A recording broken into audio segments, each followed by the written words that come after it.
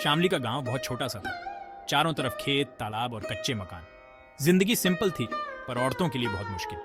सुबह से शाम उनका काम घर और खेत तक ही सीमित था। पढ़ाई लिखाई तो दूर, सपने देखना भी मुश्किल था उनके लिए। लेकिन शामली अलग थी। उसकी आंखों में सपने थे, कुछ कर दिखाने की चाहत थी। बचपन से ही वो अपनी दादी माँ से बहादुर औरतों की कहानियां सुनती आई थी। दादी माँ कहती थीं, बेटी, असली ताकत शिक्षा में है। शामली ने ठान लिया कि वो खुद भी पढ़ेगी और गांव की दूसरी बेटियों को भी पढ़ाएगी।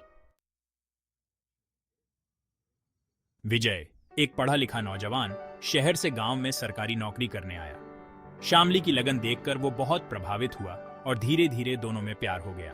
जब विजय ने शादी के लिए कहा तो शामली ने अपनी शर्त रख दी, शादी के बाद भी मैं पढ़ाना चाहती हूँ। विजय को यह बात पसंद आई।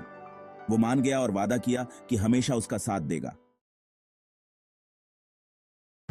शादी के बाद शामली ने अपना वादा निभाया। उसने अपने ही घर में एक छोटा सा स्कूल खोल लिया। पहले तो लोग हिचकिचाते थे, बेटियों को पढ़ाना तो दूर, स्कूल भेजने के बारे में सोचना भी गवारा नहीं था उन्हें। लेकिन शामली ने हार नहीं मानी। वो घर घर गई, लोगों को समझाया, मनाया।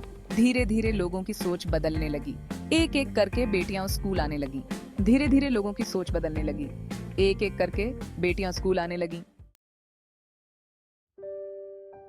विजय शामली का सबसे बड़ा सहारा था। वो शामली के स्कूल में मदद करता, बच्चों को पढ़ाता और उसके कामों में हाथ बटाता। उसके इस व्यवहार ने गांव के दूसरे मर्दों को भी प्रेरित किया।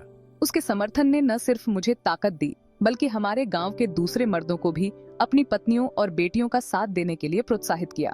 शामली और विजय की प्रेम कहानी गांव के लिए मिसाल बन गई।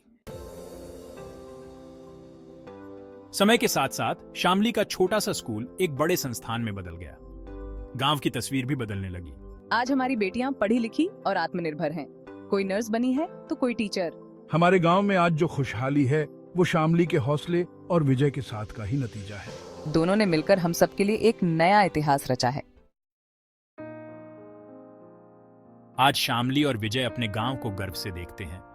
अपने संघर्षों को याद करके उनके चेहरे पर एक प्यारी सी मुस्कान आ जाती है। हमारी कहानी प्यार और सशक्तिकरण का प्रतीक बन गई है।